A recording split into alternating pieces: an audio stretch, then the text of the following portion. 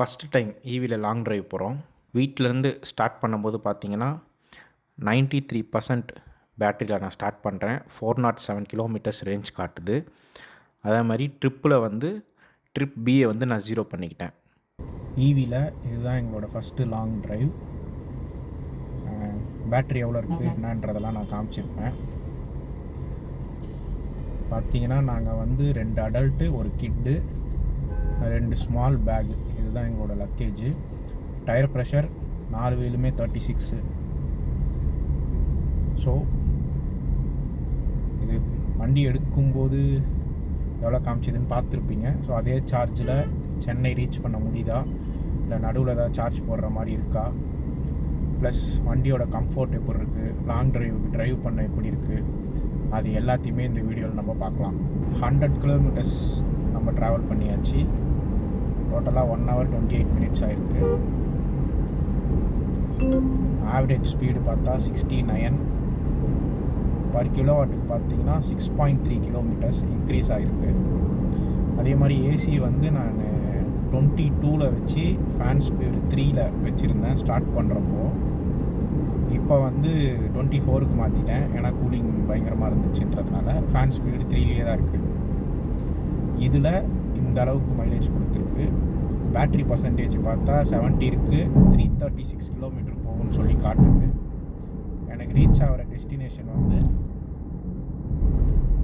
226 kilometres. Actually நான் வழியில் எங்கே சார்ஜ் போடலான்னு பிளான் பண்ணியிருக்கேன். ஸோ அங்கே போடலாமா இல்லை அப்படியே ரீச் ஆகுமா அப்படின்றத நம்ம பார்ப்போம்.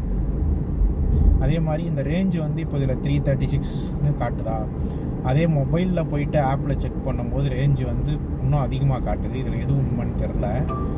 அதே மாதிரி வண்டி ஆஃப் பண்ணும்போதும் நம்ம எவ்வளோ ட்ரிப்பு, அந்த கரண்ட் ட்ரிப்பு என்னன்ற டீட்டெயில்ஸ் காட்டும்போது காட்டுற ரேஞ்சும் அதிகமாக காட்டுது. ஆனால் இங்கே காட்டுறது கம்மியாக இருக்குது. இதில் எது கரெக்டுன்றது தெரியல. மேபி நம்ம ட்ரைவ் மோடுக்கு ஏற்ற மாதிரி காட்டுதா, இல்லைனா நம்ம இப்போ எப்படி ட்ரைவ் பண்ணிகிட்டு இருக்கோமோ அதை வச்சு காட்டுதா அப்படின்றது தெரியல. அது வண்டி யூஸ் பண்ண தான் அது என்னன்றதை நம்ம கண்டுபிடிக்க முடியும். ஸோ நம்ம ஜேர்னி அப்படியே கண்டினியூ பண்ணலாம்.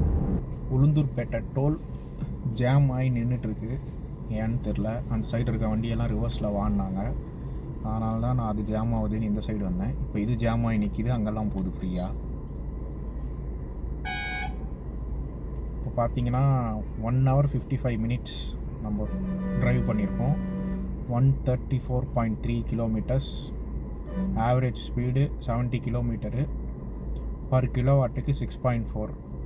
பேட்ரி பர்சன்டேஜ் 64% இருக்குது. 302 ரேஞ்ச் காட்டுது. நான் போக வேண்டிய டெஸ்டினேஷன் 200 கிலோமீட்டர்ஸ். இந்த உளுந்தூர்பேட்டை டோல் தாண்டினதும் ரைட் சைடு ஒரு பாரத் பெட்ரோலியம் இருக்குது. அங்கே பாரத் பெட்ரோலியத்தையும் சார்ஜர் இருக்குது, ஆனால் அது ஸ்லோ சார்ஜர்னு நினைக்கிறேன். அதே மாதிரி அதுக்கு பக்கத்தில் உடுப்பின்னு சொல்லி ஒரு ஹோட்டல் இருக்குது. அங்கே வெளில ஜெனான் சார்ஜர் இருக்குது. அது எத்தனை வாட்னு எனக்கு தெரியல. சப்போஸ் யாராவது ட்ராவல் பண்ணுறீங்க, சார்ஜிங்க்கு வேணும்னா யூஸ் பண்ணிக்கலாம். இப்படி ஆப்பில் பார்த்தாலே எல்லாம் தெரிஞ்சிடும். ஆனால் இப்போ நான் அங்கே ஸ்டாப் பண்ணல. எனக்கு 64% இருக்குது. அதனால என் ஜேர்னியை நான் கண்டினியூ பண்ணி போகிறேன். நம்ம 3 hours ட்ராவல் பண்ணிட்டோம். டிஸ்டன்ஸ் கவர் பண்ணது பார்த்தா 207 kilometres. Average speed 69 kilometres. Per kilowatt பார்த்தீங்கன்னா 6.6. இன்னும் பேட்ரி 49% இருக்குது. 248 கிலோமீட்டர்ஸ் போகும்னு சொல்லுது. எனக்கு டெஸ்டினேஷனுக்கு இன்னும் எவ்வளோ தூரம் இருக்குதுன்னு பார்த்தா 122 கிலோமீட்டர்ஸு. இப்போ திண்டிவனம் வந்துட்டோம். ஆல்மோஸ்ட் 50% மேலே டிஸ்டன்ஸை கவர் பண்ணியாச்சு. திண்டிவனத்தில் ஐஸ்வர்ய பவனா, ஐஸ்வர்யம் ஹோட்டல், அங்கே 120 கிலோவாட் சார்ஜர் இருக்குது. அதில் சார்ஜ் போடலான்னு இருக்கேன் இப்போது. அதே மாதிரி எங்களோட ஸ்நாக்ஸ் பிரேக்கும் எடுக்கலான்னு இருக்கோம். நாங்கள் எங்கள் ஸ்நாக்ஸ் பிரேக்கை முடிச்சுட்டு கிளம்புறோம். ஆக்சுவலி சார்ஜ் போடுற ப்ராசஸ் ஈஸியாக தான் இருந்துச்சு. அங்கே கன்னுக்கிட்ட ஒரு QR கோடு இருந்துச்சு. அந்த ஆப்பில் அந்த QR கோடை சார்ஜ் பண்ணோன்னா அதுக்கு நமக்கு இன்ஸ்ட்ரக்ஷன் வந்துச்சு. அந்த இன்ஸ்ட்ரக்ஷனை அப்படியே நாங்கள் ஃபாலோ பண்ணோம். ஸோ 120 கிலோவாட் சார்ஜரில் போட்டிருந்தேன். போடும்போது 49%. நாங்கள் போயிட்டு ஸ்நாக்ஸ் எல்லாம் சாப்பிட்டுட்டு வர்ற டைமுக்குள்ளே 98% ஏறிடுச்சு சார்ஜு. ஸோ ஃபாஸ்ட் சார்ஜிங் எங்களுக்கு எவ்வளோ ஆச்சுன்னு பார்த்தீங்கன்னா 1160. இப்போ எங்கள் ஜேர்னியை நாங்கள் கண்டினியூ பண்ணி போகிறோம். ஆக்சுவலி இதுக்கு முன்னாடி இருக்கிற வீடியோ நீங்கள் பார்த்தீங்கன்னா தெரிஞ்சிருக்கும். அந்த டூயல் வீடியோ மோடில் தான் நான் ரெக்கார்ட் பண்ணிகிட்டு இருந்தேன். அதில் ரெண்டுத்தையும் செப்பரேட் ஃபைலாக சேவ் பண்ணணும். நான் அந்த ஆப்ஷனை கொடுக்கவே இல்லை. அதனால் ரெண்டும் ஒன்றா சேர்ந்து வந்துருச்சு. அதை தான் நீங்கள் பார்த்துருப்பீங்க.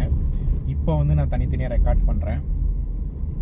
இப்போ எனக்கு ரேஞ்ச் எவ்வளோ காட்டுதுன்னு பார்த்தீங்கன்னா 98% 500 கிலோமீட்ரு. எனக்கு டெஸ்டினேஷன் பார்த்தா 128. ஸோ அப்படியே ஜேர்னி போயிட்டுருக்கு.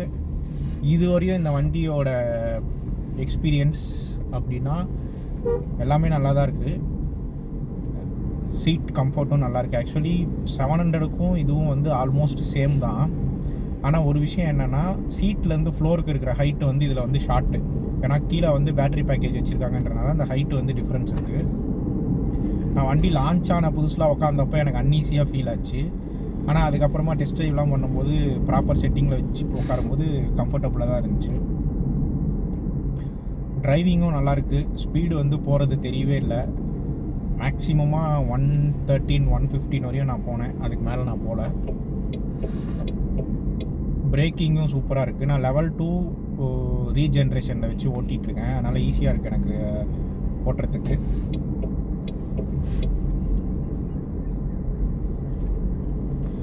ஆடியோ கிளாரிட்டி சூப்பராக இருக்குது.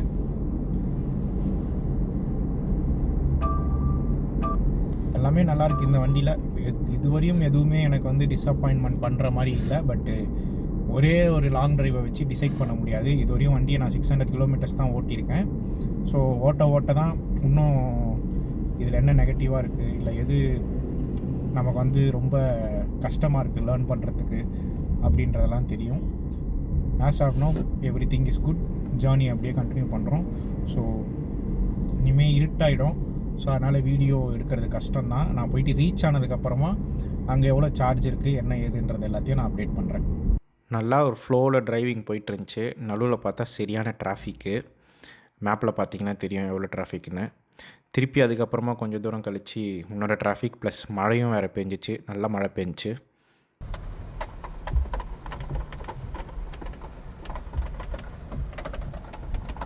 நாங்கள் ரீச் ஆக வேண்டிய இடத்துக்கு வந்து ரீச் ஆகிட்டோம். மொத்தமாக 329.8 கிலோமீட்டர்ஸு, 6 hours 8 minutes. எப்போவுமே 5 hours வருவேன். இந்த வாட்டி பார்த்தா 6 hours 8 minutes. சரியான டிராஃபிக்கு. அதான் வழியில் என்னால் எந்த வீடியோவும் எடுக்கவும் முடியல. 7 கிலோமீட்டர் பர் கிலோவாட் அப்படின்னு சொல்லி காட்டுது. மழை வேறு, சரியான மழை வழியெல்லாம். ஸோ மீதி விஷயத்தெல்லாம் நான் அப்புறம் நாளைக்கு சொல்கிறேன். இப்போ பார்த்தீங்கன்னா டைம் ஆல்மோஸ்ட் 10 ஆகிடுச்சு. ஸோ மார்னிங் கண்டினியூ பண்ணுவோம். ஸோ ட்ரிப் கம்ப்ளீட் பண்ணுறப்ப பார்த்தீங்கன்னா 76% சார்ஜ் இருக்குது. 406 கிலோமீட்டர் ரேஞ்ச் காட்டுது. இந்த வீடியோவை இதோட நான் முடிச்சுக்கிறேன்.